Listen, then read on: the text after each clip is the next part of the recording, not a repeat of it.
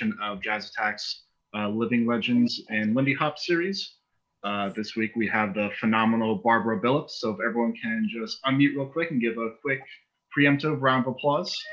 Yes. Hey. For those who don't know, and Barbara will definitely get into more detail about this in just a little bit, but just a small introduction. Barbara is an original Savoy dancer. Started dancing, found the Savoy in '56. Competed and placed in the Harvest Moonball in '58, but unbeknownst to her, because she was not planning on even joining or even participating. That's right. But after that, she became a full-time dancer with Sonny and the Rockets. From there, she traveled all over the country, all up and down, including in Canada, and then came back into Lindy Hop world in the early 2000s to start teaching workshops once again and start spreading her love of Lindy Hop. So, welcome, Barbara. How you doing today? Well, thank you. Glad to hear. Glad to hear.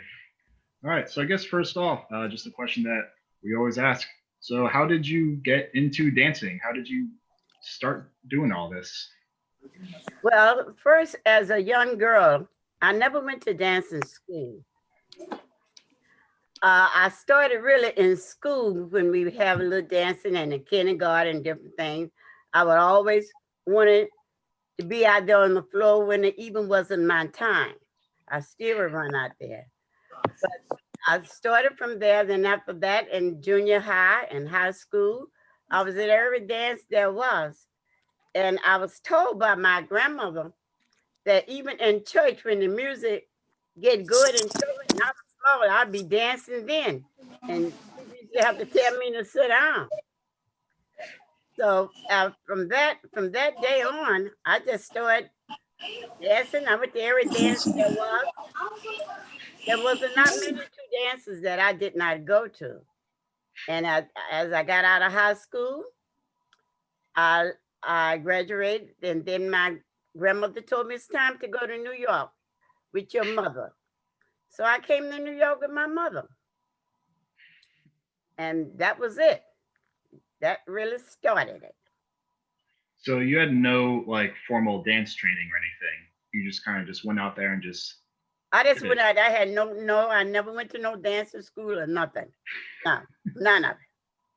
Well, number So one, I, then, I didn't think I was. I didn't think I. Maybe I'm gonna put it this way. I really didn't think going to dancing school when my mother had asked me years further, did I want to go to dancing school? I told her no, because I can't do what they tell me to do. I had to do it my way. So I never went to dancing school.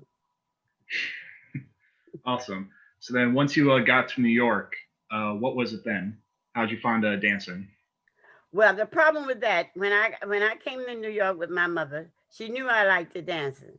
So she asked my cousin to take me to Savoy.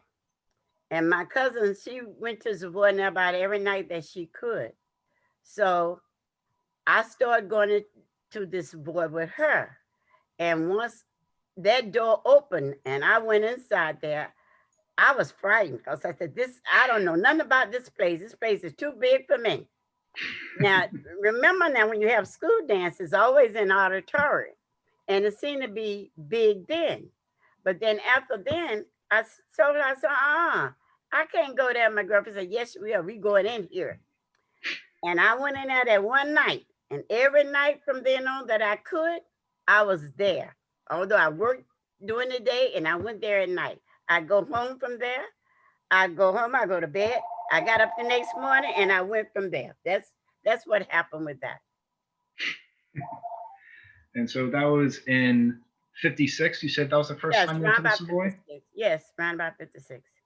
Awesome. So going into the Savoy and just kind of seeing this, this megalodon of a dancing place, all these dances happening around you, how did you um, acclimate? Did you just kind of do what you did before, just getting onto the dance floor and just doing what you felt, or was it more intimidating than that? No, I wasn't getting out on dance floor like I did before. So I didn't know those people. So I had no way of getting out on that dance floor. But the trouble about it, I like what they was doing, and I knew I was doing something similar to that, but maybe not the way they was doing it, and not that fast. So they would have the little circle, like they always have the circle, and people be in the circle dancing. And I was on the outside trying to do dance by myself, trying to do what they was doing. Mm. And then all of a sudden one night, this guy grabbed me by the hand. And he grabbed me and he pulled me over, and I kept saying, "No, I'm not going in there." He said, "Yes, you are." I said, "I can't do that." He said, "You do what I've been seeing you do every night on the outside." And that was Sugar's husband.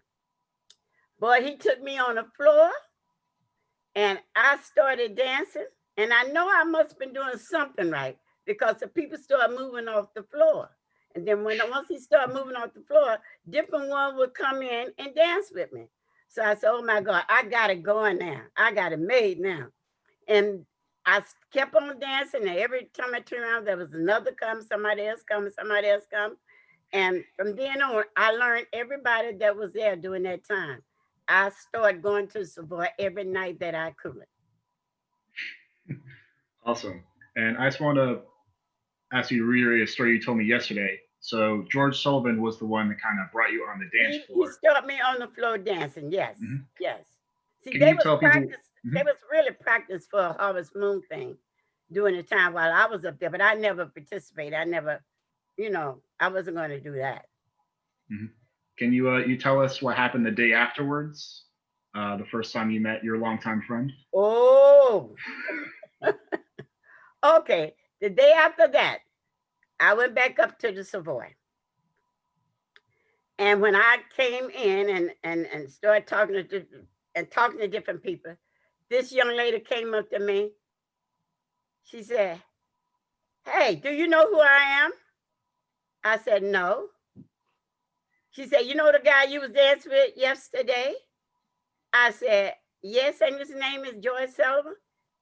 She said, "Yeah, that's my husband." I said, "Oh my God." I didn't say, "Oh my God," I said something else, but you know what I'm talking about. I said, I said, "Oh my God, I'm in for it now." She said, "Come here. Let me show you what he was trying to get you to do." And she took me to the side. And from that day to this one, she and I been like sisters. And that was Sugar. That was Sugar. Uh, that's awesome. That's awesome. And so, from once you started dancing in the Savoy, you said you kind of went there every day. Um, about how you were there for 2 years until you competed in the Harvest Moon Ball. Is that right? Something like that, yes. Now, with you competing in the Harvest Moon Ball, that wasn't your idea. No, Whose idea was it? no. But the problem, what led to that, they had a Sonny Allen, the person he was dancing with. I'm not, I can't remember exactly who the other person was that there. And Willie Poser wanted to dance. And it seemed as if during that time, nobody really wanted to dance with Willie. He was a hell of a dancer now, don't get me wrong. Willie Poser was a hell of a dancer. I guess he, he did not dress like most of the fellas did. But he was always clean, but his clothes was always too big for him or whatever. And nobody really wanted to dance with Willie. So someone came to me, him and Nick, and he said, "Barbara, we want you to dance with Willie Povers." I said, "For what?" He said, "In the Harvest Moon Ball." I said, He said, "We're going to teach you. We're going to show you." I said, "Now, y'all know can't do that." So someone said, "You dance with anybody. Please, Willie Poser wants to dance. Dance with Willie Poser." So they come into practice with Willie Poser. And that's how I came. But dancing with Willie Poser, it was okay because I've danced with him before, but I never did any routine or stuff like that. So they showed us a routine and so forth, along with Will, whatever he wanted to do. And that's what we did. And we went into the Harvest Moon Ball. And so you had 2 weeks until the competition. And so for About those 3 weeks before then, because I wasn't about practicing. I wasn't practicing like everybody else.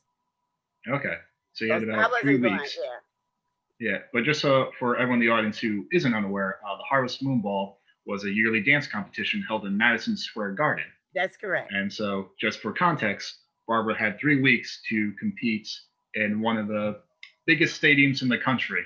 And you know what? It's strange to say that, but Sugar and them always talk about that now. if we be doing something, I said, well, I can't do that. She said, you did such that in 3 weeks. You can do this now. You're always behind me like that. So they hold it against you. Well, you know, even 3 weeks.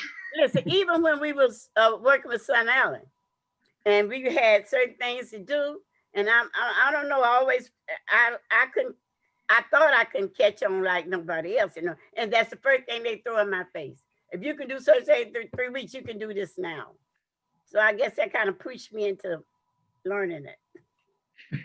Yeah, and a theme that that I realized talking to you, Barbara, that I'm sure everyone else will get is a theme of your dance career has been Barbara can do it because she can do it. Yep. But so now let's go to that day of the Harvest Moon Ball. What was it like? 3 weeks preparation, your first major competition. What was it like competing in Madison Square Garden? I was so scared. I was so scared. It was ridiculous. I was really scared because I had never participated in the Harvest Moon Ball before, and I was really scared during that time. But what had happened, you look around, you see all of those people's there, everybody's there, and you see the big dance floor and them bands, the big bands, they be running from one to another. And I don't know what the rest of them were saying, but I was saying, can I get through this? That's what I was saying. And then once they call your number, whatever, and you went up on that floor, once the music started, you forgot about everything else. I forgot about how scared I was or whatever. I forgot about it. I was just dancing. See, you have to really enjoy yourself. It's not just getting on the floor and dancing. You got to enjoy doing what you was doing. And I was just dancing. I was just enjoying myself until the time coming when the first person name they called was mine and Willie Posen. And I'm sitting there and Sonny and everybody saying, Barbara, that's you, that's you. I said, what? That's you, that's you. So I went on the stage and then that one, then Sonny, he won first place. He went on the stage. From that day to then, honey, you can tell me nothing. You can tell me anything. Trouble about it, I never got a chance. I never got a chance to participate. And and any kind of thing like that, which I'm sorry, it never happened. Because I tell anybody today, you get a chance to participate into any kind of contest, do it. You may not think you're good. You'd be surprised though how you do things that you wouldn't ordinarily do. And the best thing to do, don't care what kind it is, try it anyway. Awesome. And so you said that we know that Sonny got first place in that competition. After only 3 weeks of preparation, what did you get in that competition? I got third place. Yay! I got third place. Yeah. Yes. And what was that like hearing that you got third place in the Harvest Moon Ball? Oh man, you can't even imagine the feeling that you get. You really can't imagine the feeling that you get. It was so overwhelming. One time I thought I was having a heart attack. I couldn't hardly catch my breath. And everybody said, Cooler Barbara, says Cooler Barbara. My mouth flew open and I couldn't say nothing. Nothing came out. And they kept saying, Cooler Barbara, you okay? You okay? And everybody kept saying, shaking them, you okay? Really, I was okay, but they don't know how good I felt. That's the problem. Oh, yes. Oh, that's awesome. Do you happen to remember who the band was that was playing or what song that your team was being done to? I know Jumping at the Woodside was one. Okay. I'm not for sure about the other bands. Listen, how young do you think I am that I can remember all of this? I'm not. Okay. I mean, I can't remember most of the stuff I've done last week, so I'm not throwing anything at you. I'm not going to throw anything at you, Barbara. But you know what? It'll probably come to me later. But you're going to ask me that, honey, please. This 83-year-old woman going to go. I'll think about it later. We'll have a second interview just for that one question. Okay. All right, awesome. So you got third place in the Harvest Moon Ball. Yeah. From then on, most people at that point know they've made it. They're at the top of the world. And from then on, you became a professional dancer when it came to Sonny and the Yes, Rockets. yes, that I And, did. I came professional. I know, last month with our interview with Sonny, who's in the audience, by the way. It's good to see you, Sonny. Um, no, he went into great detail about him forming the group. But from your point of view, uh, what did the creation of that group look like, or how did Barbara get into that group? Well, Sonny came to me right after then, and about a week or so later said, "You know, Barbara, I think I want to perform a group. What do you think about it?" I said, "Well, Sonny, that'd be good." He said, "I want to get me, I want the girls." So he called Sugar and the rest of them and Mommy a little bit. He said, "I want to get me about 4 or 5 girls and a band." I said, "What?" He said, "A band." I said, "Where you gonna get the band from?" He said, "I'll get it. Don't worry about it. I'll get it." I said, "Okay." So then next thing I know, he said we got rehearsal. He had spoke to Sugar. He had spoke to a girlfriend. Her name is Charlotte Thacker, but we call her Mommy. And then Lovey and a little bit we called. Everybody had a little nickname in there anyway. And he called us all together and told us he wanted to form a group. But he said it's going to be hard rehearsal in this group. You really gonna have to rehearsal. So we said, okay, no problem. But then we were young then, so it didn't matter, about how far or how long that we rehearsal. And we rehearsal sometimes 7 days a week. We rehearsal to get this thing together. And we found it, we pulled it off. Unfortunately, we pulled it off. Awesome. And Sonny told us about all the different dance styles that you guys brought into that group and for your shows. Now, you with no formal dance training, how was it learning every single dance style in record time for these events? Well, see, the trouble about calling where we was working is what we wanted. And see, we are not, let me put it this way. The women didn't have to worry about where we went, a meeting and they where we was going or whatever. Sonny did all of that. He Mhm. went to every place downtown that he could find and told them about the group. He even had us spend our money for pictures, and we went through all of that. And then he would go to different places and show the pictures and so forth, and told them what he had. So whatever they told him they would like to see, that's what he did. But he didn't give us too many. He didn't let us do too many. What I call showing showing what we was doing to the people. Because during that time they would take your step and give it to somebody else or whatever. You don't know when they were taping or whatever. But he would do everything and say, "Well, I tell you what, if you don't like us the first night or the first week, then you don't have to hire us." So that's how we got over that. We went to many places. We went to places that we was there. And the trouble about it, we went there for a week. Like Canada, we stayed almost 4 months or 6 months. In one place, we just had to pop up and leave because the people didn't want us to leave. Not Awesome. that we was that good. We were just dancing. That's all they liked to dance. Yeah, that's the excuse my mom uses, or I use for my mom showing old dance videos of me. It's like it's not good, but it's me dancing, so it's good enough. There you go. There you go. That's right. That's right. And so going into your traveling career, are there any particular memories or any like outstanding like go-to memories that you think of when it goes to your One of time them, as a traveling dancer? no, one of them that really, I think of this often. Son and I, John, let me see what you call it. A circus. Son and I joined the circus called Harlem and Havana out of Texas. Son and I decided, Leon Claxton. all right, Leon Claxton. We joined Leon Claxton from Florida. So Son and I went out on the road with them. And while we was out on the road with them, we had to open up the show with the mambo and the cha-cha, and we closed it with the Lindy. And sometimes we had 3 or 4 shows a day.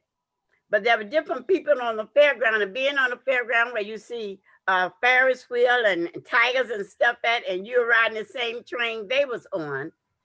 That's where, that was really something to see and something to do. So something happened to one of the girls. I can't figure out now what happened to this one girl. But then Leon had asked Sonny, Sonny, do you think Barbara would help us out because we are liking a girl? He said, I don't know. You have to ask Barbara. So Leon, he came to me and said, Barbara, would you like to help us out? I said, do what? He said, I need for you to be one of the chorus line. And I'm saying to myself, chorus line? He said, I see you watch them. I watch them every night. Every show they did, I watched them. He said, I see you back there trying to do the stuff they do. Would you give us I said, okay, I'll try.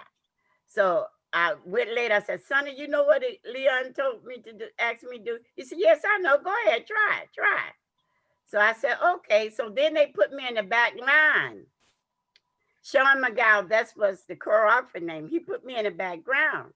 So the first show, they had me, I was trying to do what they was doing, and I kept going what they was doing, and I realized, no, this ain't right. I ain't doing right. I pushed my behind up there in the front and the middle. And that's where I stayed all while that show. They would not let me get in the back. They said, y'all dance around Barbara. So for that whole sequence, we did that. And did you know the sequence, or did you just have to be in front and the center? No, the trouble about it, I knew some of it, but I found myself getting off, and I didn't want to look bad.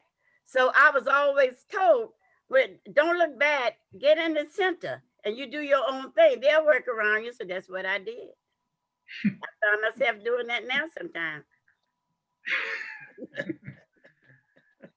Awesome. So in your traveling career, we learned from our previous interviewers or interviewers that you kind of work alongside a lot of famous musical artists that kind of we dance to today, like the likes of Count Basie and Duke Ellington and others like that. Are there any fond memories or of any of those musicians that we kind of revere nowadays that you've met personally? Well, I like the Count Basie in a way because the drummer there was good.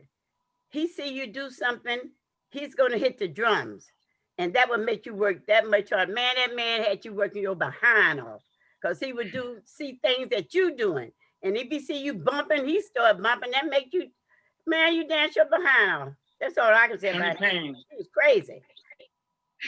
I don't know his name. That's his name, Sonny Payne. Okay, Sonny Payne. Basic. See, he remember all these things. I don't. I'm not that. All right, we have Sonny as like the MTV music fact check bubble. That's right. That's right.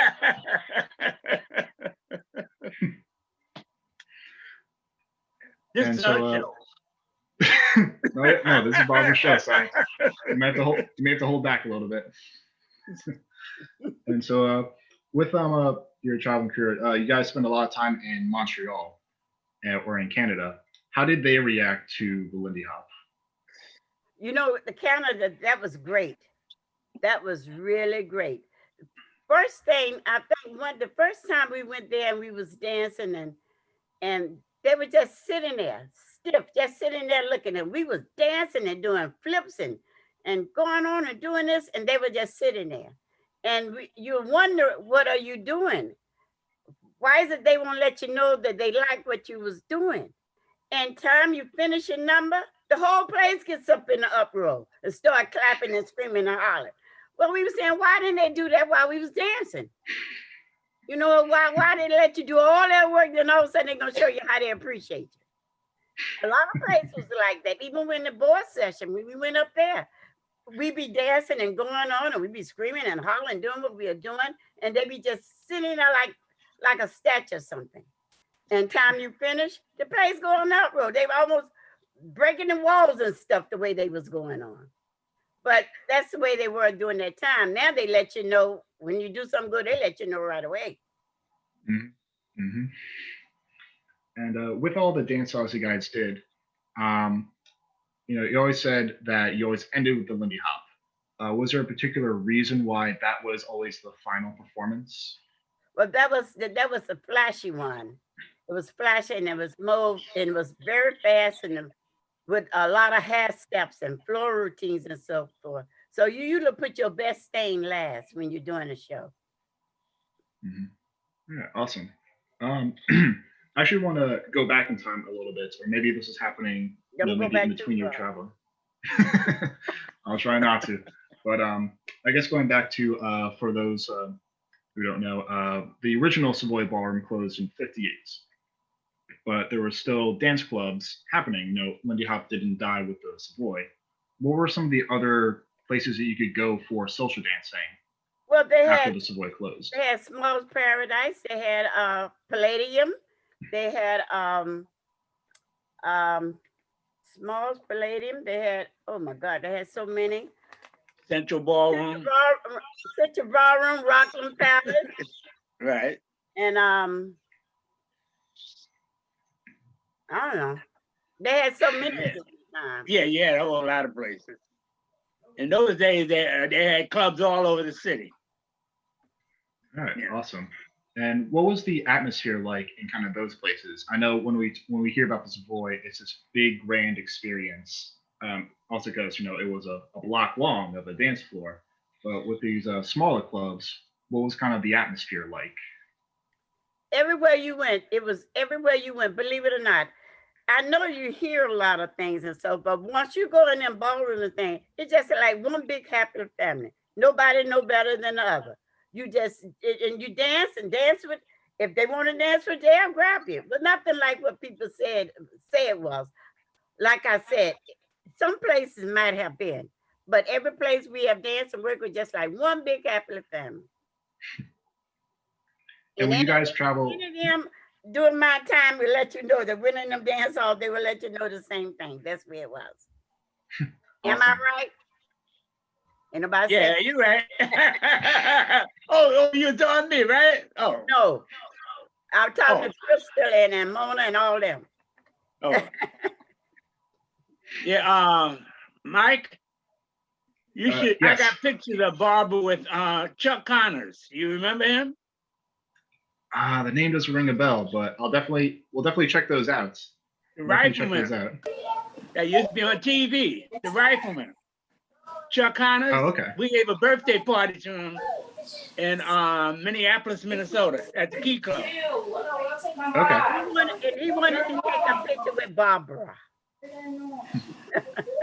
Awesome. Barbara and Birdie. And Yeah. so with all those different clubs happening in the city, would you guys kind of have like this traveling group of dancers or traveling group of friends that would just go from one place to another to another to another?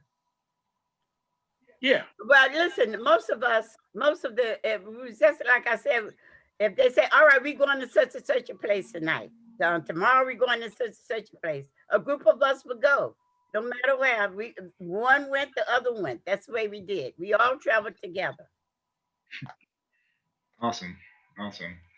All right. So now skipping back to where we were in the timeline. So you guys traveled for, well, I guess Sunny's here, so you can correct me, but I think it was until around the 80s or the mid 80s, What was on that? and off with the The end of Rockets. the 80s, 80s, The end of 90s, and the yeah, around the 80s, 80s. really.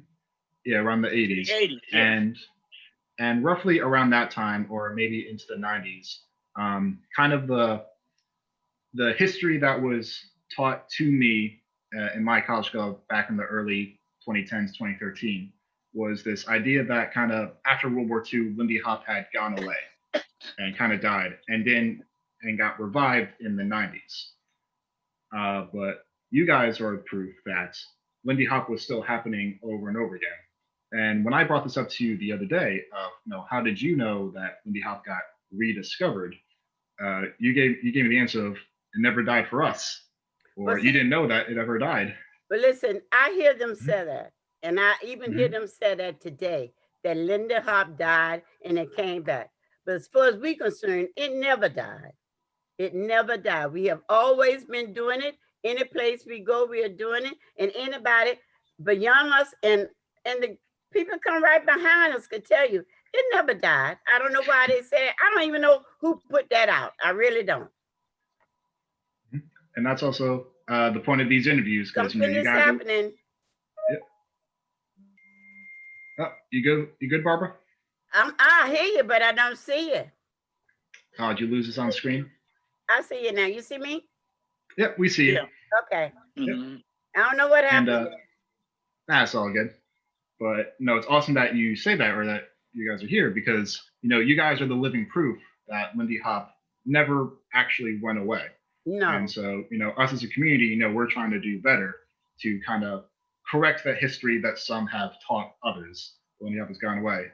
So, preemptively, thank you so much, and Sonny and Crystal in the audience, for being here to kind of help us correct ourselves in that teaching of the history. Well, so then going back to what I was told was the string revival, did that ever happen, or did you guys notice a revival or a gaining in popularity of swing dancing or Lindy Hop? I don't know nothing about like revival. I don't know anything about that. I just only what I've heard. Only what any place I went, don't matter. And like I told you how old I am. I've been going to dance every week if I could. And I ain't seen nothing no slower than I did years ago. Everything is the same as far as I am concerned. I can't say about nobody else. As far as I'm concerned, I can't speak for nobody else but Barbara. But I've been many places all my life, and I see the same thing. Lindy. Now, it may not be the same. They may do it a little slower than we did it, but they were still doing it. Because you told me the other day that everywhere you traveled, every performance, eventually everyone was dancing Lindy Hop in the audience. Like everyone, was saying, we used to do that back in the day, or you guys were doing the dance I did. That's what they was doing most of the back in the day. It's very hard, unless you go to the different place where they did mambo or cha-cha. Every place you was going, they was doing the Lindy Hop.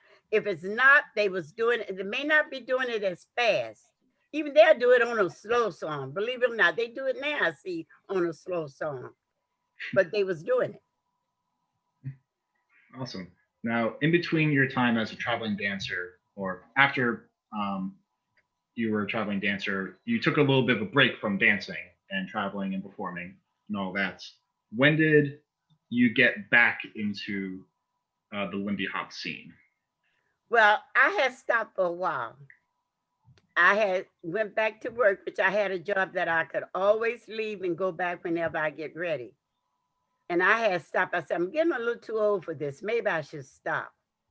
So I stopped, and they said it was a long year, but after I looked back, it wasn't. But anyway, make a long story short, Sugar Nim was at the one of the nightclubs here, and I went to see her, and she looked at me. She said, Barbara, I need someone to travel with me.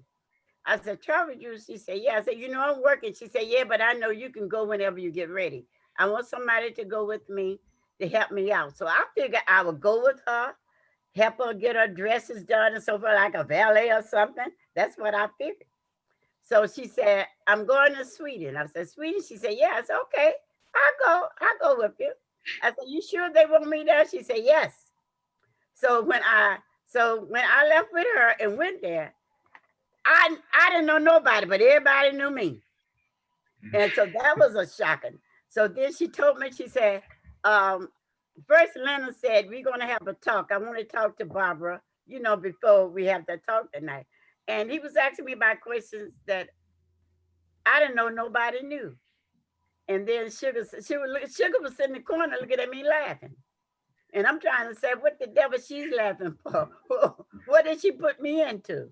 The next thing I know, he said, Sugar, you and Barbara going to be doing the first and second stop. I said, what? Sugar said, yes, we're going to be doing that. So I said, what? She said, never mind, Leonard, we got it. Come on, Barbara. And that's how I started traveling, helping her doing the first and second stop. Well, we did other things too, but I mean, that's most of our game doing the first and second stop. So after that, after the first class we had, that's all they wanted to see while we was there doing the first. Well, I did most of it. Sugar did a lot of the talking, and I did a lot of the work. I said, you got me over here to work. She said, but you enjoying it, aren't you? I said, uh-huh. Oh yeah. Awesome. And with what you just said, that kind of gave more insight to, I think, what I was trying to ask earlier. You said you went to Sweden, and for some reason, all these people knew you, and they're asking questions that you didn't know people knew. Was that a bit of a shocker of like, why am I famous in the scene, or how do they know all these things about this dance? Well, you know, when you go someplace, people don't know you. The first thing, you don't know them, and you want to know how the devil they know you. Let's face it, you want to know what are they, who told, I knew Sugar Mama, she looking over there laughing at me. So I knew she must have said something to them, but I didn't know I was going over there to work. I figured I was just going over there, enjoy myself and help her do whatever she had to do, which I did, do whatever she had to do. I end up helping her. Yes. Awesome. Yeah, you didn't realize that you were a celebrity over there. She tricked you. No, Then, I didn't. And from then on, every place we went, every place she went, I knew what I had to do. So there was no problem after that. Awesome, awesome. And you mentioned that you guys were asked to teach the first, second stops. And I went to, we had a discussion the other day where I was saying that the first and second stops were kind of a lost art, at least in the area where I swing dance, where people mainly, everyone knows the shim sham. A lot of people know the tranky do. Some people know the Big Apple, and that's kind of it. Where I've noticed from all the previous interviews that the first and second stops seem to be the go-to routine or the go-to steps. So much so that Crystal said that the first, second stops are the fundamentals of Lindy Hop, and that you need to learn the stops. When you would teach them, was it them asking you to kind of give off this knowledge, or was it you seeing, hey, this is important and you guys should learn this? No, see, they had asked Sugar and I, would we do the first and second stop? We learned them the first and second stops.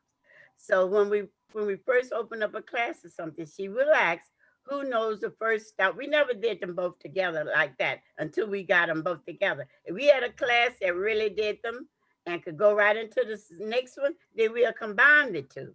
Sometimes she was mix it up, do half it. She said, Barbara, do first part of it, then do the second stop on the second part of it. You know, we mixed it up that way. And they seemed to enjoy that. But that was something that, I don't know, we learned that out of Savoy, really. We learned the first and second stop out of Savoy. And most of every place we go, or whatever we do doing that dance, you're gonna end up doing that sooner or later, because somebody's gonna call it, and then you're gonna end up doing it. You may be with your partner and y'all be doing something, but they ain't gonna holler first stop, or somebody gonna holler the second stop. You going right into it. You know exactly what to do. But the people there, they love that. In fact, every place we have went, every place that we have taught, they will ask us, we can't get out of the room because they be asking us, could you show me this step again? Can you show me how that is done again? So, you know, we knew then that they like it and they wanted to learn it. And we could see them at a dance that night, no matter what. They be trying it out then and looking at us and see how we looking. And we be watching too. Awesome. Were those workshops in Sweden the first time you had actually taught the dance in like a formal setting or a workshop setting? Well, that's the first time Sugar and I had, you know, something. But Sonny, we did that with Sonny inside the routine. So Oh no, not you knowing the first, second stops, you teaching the first and second stops. What you mean? So was that the first time you had to teach a No. dance workshop? No, Oh, was because it? Okay. because whenever if we went into place, we went places to dance, and people asked, "Let me see what y'all did on the stage." Son and I would always had the first and second stop in the routine. We always did that, and a lot of time you have them young people out there. They really wants to learn it, even though we are not, you know, practicing or nothing. We are not doing the show. They want to learn it. So that you remember y'all did such and say, "Will you show me how that go?" And we come off the stage showing them how it goes. So it's something that I realize a lot of people like. A lot of people love to learn it, and they Awesome. enjoy doing it too. Awesome. And then in terms of, teaching in general, you came from, no formal dancing background. You kind of had to learn this dance just by doing it and through experience. Exactly. Where we talked about how a lot of dancers today learn most things through workshops first or through classes first and then the dance. Were there any struggles or kind of like barriers when it came to how people today are used to being taught versus how you guys would teach your routines? Well, no, the trouble that I find with that, the people, they may not know certain things, and they may have been learning to do it one way, and we might come along and show them how to do it another way. So, and we try to put it the easier way for them. If we would do it the way that we ordinarily do it, they may not learn it because we don't break it up like we do when we are teaching someone something. We have to break it up to show them this is the way you do this, this, and no, don't put that step first. Put this step this way, that way. You have to teach a person that way. You cannot just go. You can show them the whole routine how it go. Then you say, "I'm going to break it down for you," and you have to break it down for them. Now, a lot of them may know it, but they may not know it the correct way. But I don't tell a person you're wrong the way you're doing it because they may cannot do it like me. I didn't do it at first like everybody else. I learned it my way. Then I began to develop like other people. Awesome. We also talked about how, kind of my generation, around my generation dancers, we said we're count obsessed. We have to know the counts of things or where things lie Man, within don't the come count. with me no counting now. Don't come with me with no counting. I'm not coming at you. I'm just bringing up a conversation. That's right. Don't say nothing to me about no counting. I did not learn to count. We learned we had to listen to the music. You listen to the music, and most of them, like Solomon Son and them, will say, "Stop, listen to that music. Now get up and do this to that music." They didn't say, "Get up, this is 4 stops and this is 8 counts," or nothing like that. No, they did not do that. I don't know whether they didn't know about that during the time or what, but I know one thing: you get to count steps on that floor, that music going by its business, you still counting. You got to learn it with the music. And so would that be the advice that you would give students that kind of ask you or come to you saying, what count does this move happen, or how many counts is this sequence? Yeah, I have that all the time. I have it all the time. Somebody come to me and say, "Well, Barbara, how many counts is that?" I said, "Count what?" They said, "Well, is that 8 count?" I said, "What's 8 count?" I said, "Listen to that music. What does it tell you?" I said, "I never learned by the count." All right, so if I do it the way I said, "Well, forget about the count. Do it to the music, the way I showed you." Then they're like, "Oh, I like that." I said, "See what I told you?" Awesome. You can be counting all night long, and that beat is going by its business. And you're still trying to get to the 8 count. But some of them is learning it that way, and there's nothing wrong with it. That's the way you want to learn it. But you realize one thing: when you get on that floor dancing, you ain't doing no counting. You dancing by the music. Awesome. And so, with you and Sugar traveling, you guys have traveled even up till recently, even to right before the pandemic, where it shut everything down. So you guys are still very current with the Lindy Hop scene. You guys are still up to date with everything. Can you give us your impressions of just today's dancers, or how you see the dance has progressed to today? As far as I'm concerned, the dancing, they are doing good. I cannot say that they are doing it wrong. No, because I did things different than when Sugar, because Sugar was out there before me, and whoever came behind me doing a little different their way, and behind them is going to be a little different their way. But when it all pile up, comes together, it's all going to come together the same way. Long as you listen to that music, one person not going to outdance the other. They all going to be there together. Believe me. The only reason you say a person outdance the other, that they may be kicking and going on and shivering. But one thing I can tell you this that I noticed, and I don't know how to put it, but I'm gonna put it put it the way I see it. When I watch a lot of people on the floor, they are jumping and hopping. They are not dancing. They're jumping and hopping, but they are not dancing. And to me, it hurts, but ain't nothing I can say about it. But that's the way they want it. That's the way they learn. Now they would ask me, "Did I do that right?" I said, I said, don't be hopping and jumping. Go along with the music, smooth with the music. But it take time now. It's going to take time for you to do it. You're not going to do it overnight. It's going to take plenty of time, but eventually you'll get it. Mhm. All right, awesome. All right, I think you just answered my next question. I guess I'll ask anyway in case there's more information. I always ask our guests if you're watching the dance and you see like if there's anything that you wish the dancers nowadays would focus on a little bit more, or maybe Music. something that you focus on the music. Focus on the music. Focus on the music. And another thing what Bob does me, when they out on the floor dancing, they don't care about the other people next to them. That's what you got to give the other person next to you. You got to give them a little more room. Don't be so, you can dance so smooth and together. Don't be so wild. Think about the person next to you. You don't want nobody hitting you or knocking you down. Give them a little more respect. That's what I ask. Give them a little more respect when you're on the floor dancing. Now you're on the floor doing a show. That's up to you. You can do what you want. But when you're dancing in public, please give that other person a little more respect. Awesome. All right, so I have a couple more conversation points on my end, but for anyone in the audience that wants to present their own question for Barbara to answer, They're not.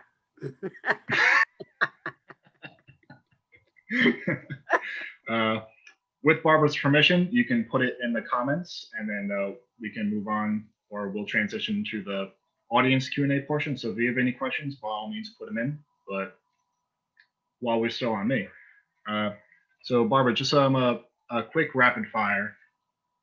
Who's your favorite partner to dance with? Well, I have to say my favorite part dance when I was dancing had to be Sonny, because Sonny and I did most of the Lindy. And we did a lot of mambo together and cha-cha together. We did that. So I have to say Sonny, but uh, George Sullivan, one that taught me, he's a very smooth dancer too. So I really enjoyed dancing with George. I danced with Nick Mosley. Most of them old ones out there. And I've danced with Chaz Young. He's a very smooth dancer too. He's a very good dancer, and I like dancing with him. Awesome. What's your favorite song to dance to? Jumping at the Woodside. It's a common theme amongst you That's guys. right. That's right. Now, don't get me wrong. I can dance by the end of them now. Don't get me wrong. I can dance by the end of them. Don't matter with me. But I just like that one the best. Awesome. Awesome. When you're social dancing, what do you look for, or what do you look for when it comes to a good partner? Call them what kind of dance I'm doing. I got, a dance with mambo. I might be able to dance with this person good doing mambo, and the person that come up and ask me, maybe that's a Lindy partner, but he wants to do the mambo. That'd be a problem with me, but I do it anyway. Mhm. Okay, cool. What about in terms of Lindy Hop? For you, what makes a good Lindy Hop partner? For me, Mhm. I have so many of them I can dance with in Lindy Hop. I can Is there any dance. particular quality that you like in a partner? Yeah, I like them smooth dancers Mhm. that gonna let me cut up. I don't like the one that gonna cut up on me. I like the smooth dancer gonna let me cut up. Then you got a partner then, son. Awesome. All right. So we have some questions coming in. One kind of gets answered by who's in the audience, and we talked about this a little bit the other day. But do you still have contact with the other dancers of your time? I have contact with most of, but most people that I used to dance with is not here anymore. Only body here is Sonny and Nick. But then I have people that I dance with in Haran. That's so many fellas there that I dance with and that I really like dancing with. Roy Wiggins is one of them. I see him up there. I dance with him up there too. Awesome. Yeah, I think I told you the other day. Yeah, like you guys from your guys' era are still so close that whenever I'll call you or I'll call Sugar, be like, yeah, I talked to Barbara, and she'll go, I know. Yes. Well, you know, we talk all the time. She and I Mhm. talk, and Sugar and I talk every night. And no, I have to remember Nichols. Nichols there in Sweden. Him and I dance all the time. Him and I dance all the time. He is my dancing partner there, Nichols. So I guess I'm taking the name right. Awesome. So we have another question. Um, what kind of differences do you see when it comes to choreography of today versus choreography that you guys performed? I don't see too much different in choreography today that they did when we was coming along, because it's most of this. To me, is most of the same thing. You know, you get your people out there and you start telling what you want done and how you want to do it. But I noticed one thing: when you choreograph somebody, you make and tell them to do something. But the best if you get out there and show them first. Show them, all right, this is the first step I want you to do, and this is the second step I want you to do. That's the way I was taught. They would go give you one step at a time. Then next thing you know, they would put two steps together, and then they would give you another step, and then they would add that step, and they give you three. Then they say, okay, now put it all together. And to me, that's the best way to learn things. I haven't paid too much attention to the choreography that they're doing now. I've seen more women's doing choreography than I have men's. And them women's, man, they are something else. They are very good. They're something else. So you fellows have to do that so I can watch that too. All right. Challenge to all the fellows in the audience, That's and right. we'll take this specific clip and we'll post it to challenge everyone else that's That's not here right. today. I guess I'll say one thing that I've noticed from watching your guys' choreographies versus today is, well, of course, you guys had a lot more aerials and air steps in your choreographies. Yes. And I know when we talked yesterday, you said that you're not sure if your aerial days are over just yet, that you might just still have one more in you. Yes, I have. I might have one more.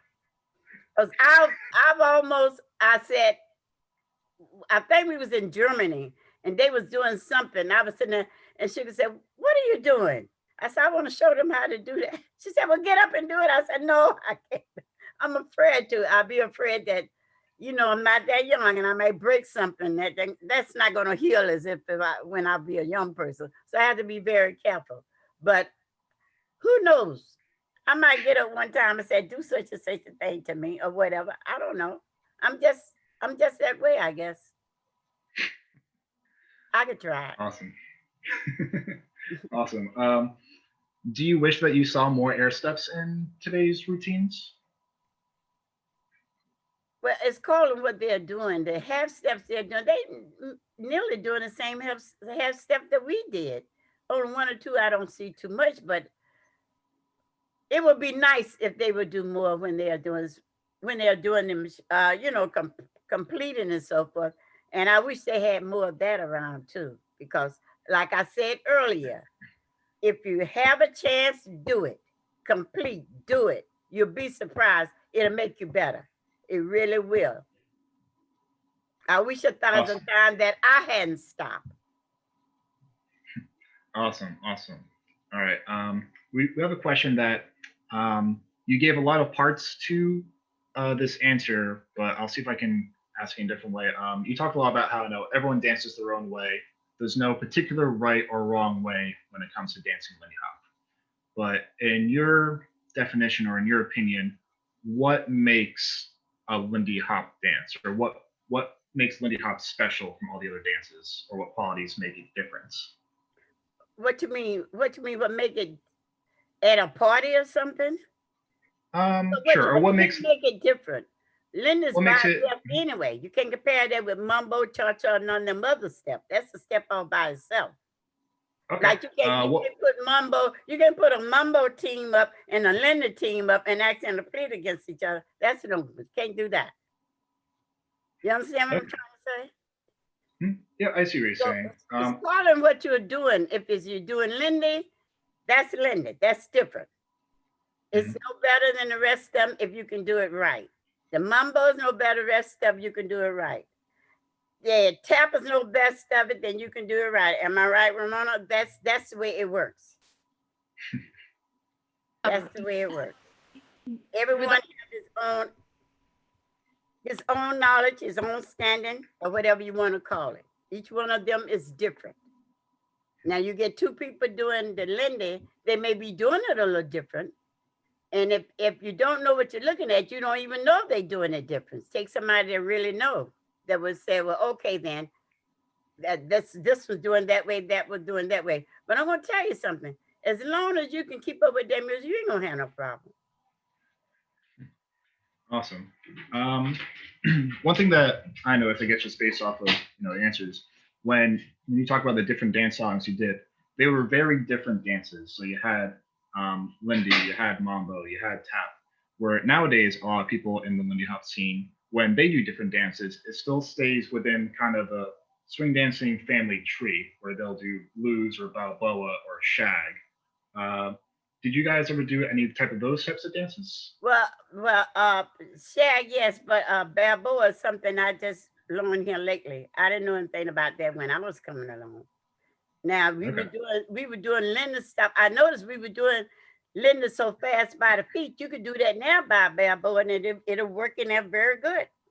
Because Balboa is something fast. Your movement of your feet is fast, and that's a dance that I would love to learn how to do. Okay, awesome. So like, I guess going off of that, they're like a lot of Lindy Hoppers, they kind of stick to the swing tree, like the dance I mentioned earlier. Would you recommend that dancers kind of break out of that shell and go into a completely different styles of dance? No, that's the style you want to do. Oh, well and good, but don't be afraid to try another thing. Don't be afraid. That's what I was trying to say earlier. Don't be afraid to branch out into doing something else. Don't just stick with just Lindy. Go set for against something. God forbid something happen. You can't do that. Maybe you can do a mumbo, but you can't work your feet fast like a Lindy. Or maybe you can do a set in those others. You know what I mean? But just don't stick with one thing. I tell them I do not stick with just one thing. Now, if you're making money off it, go ahead. Don't pay me no mind.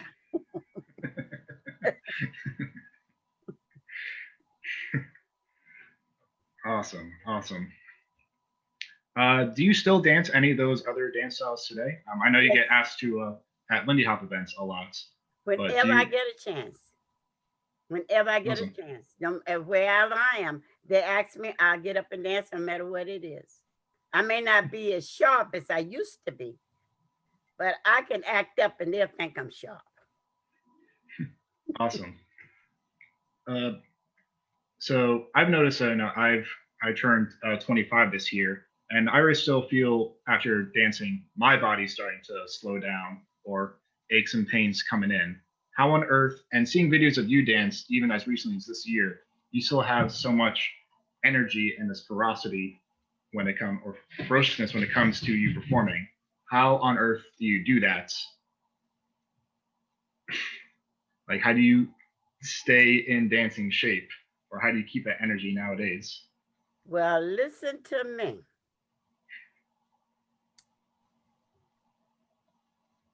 I try not to. What I try to do. I try not to. I act my age, but in certain places. If you're gonna sit down and say, I can't do this like I used to when I first started. Oh, I can't do that. I can't do that. I realized I was wrong. I should never have did that. Now, what I do, I keep going. If I can, I don't sit down as much as I used to. Here, here with this pandemic, I can't stay in the house long. I have to get out. And if the music on in the house, I'm a boogie. I'm doing something in the house. I don't care what it is. And I go to therapy and I tell them I have to work with my waist down. And I go to therapy and I have my knees and everything together. The other day I did something to my back. I don't know what it was, but I was laid up for 2 days, but I finally worked that out. You got to keep going. As old as I am, please do not say when I'm too old, I can't do this or I can't do that because of this. You may figure maybe some people that has smoked a lot and can't hardly breathe. If you're going to lean to it, you're going to always be that way. You got to get out of it.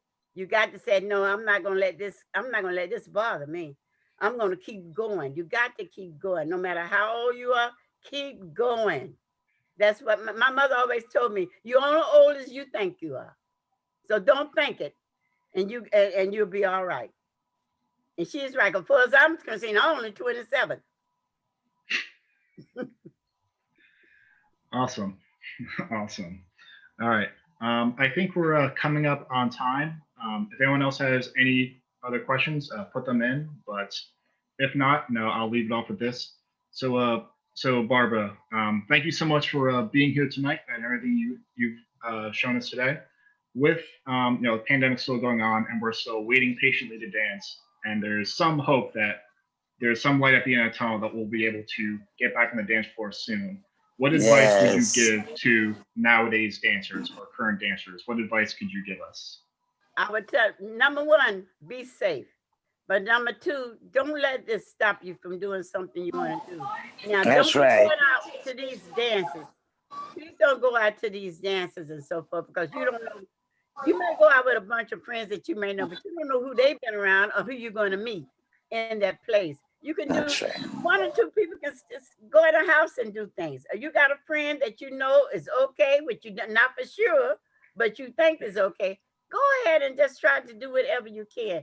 Do whatever you can in the house, by the music, by the TV. And I know y'all are not going to tell me that y'all don't have no recording. Y'all can put on these things and see people doing exercise and see people doing dance. Don't tell me you don't have that, because you be lying to me. I know better. So get in front of them and try to do whatever you can. Please do not stop dancing because of this pandemic, but do it in the right way. Awesome. Awesome. Thank you so much. Now, I guess follow up. Pandemic's over. We did it. We won.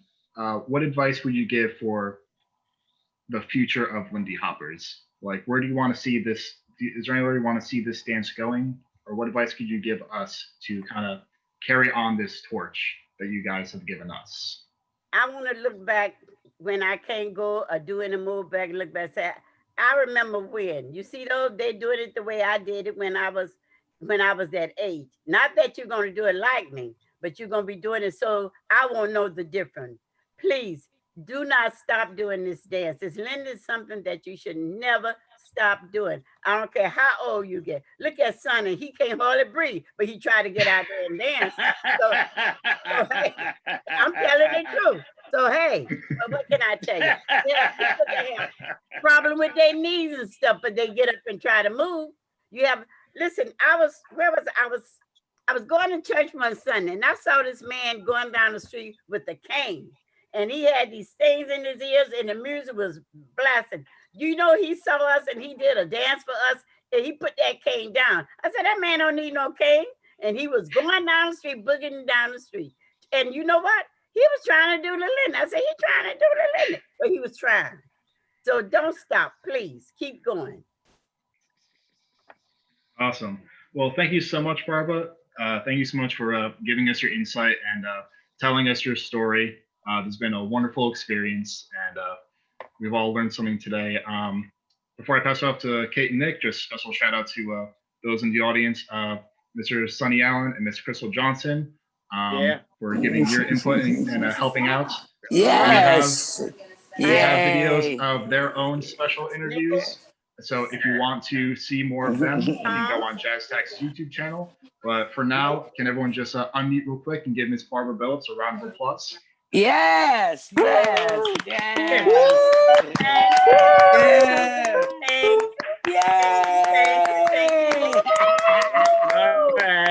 Yes. Absolutely. Thank you. Yes. Yes. What you looking at? That's right. Come on. Thank you You good looking so at? much, See? Miss Barbara.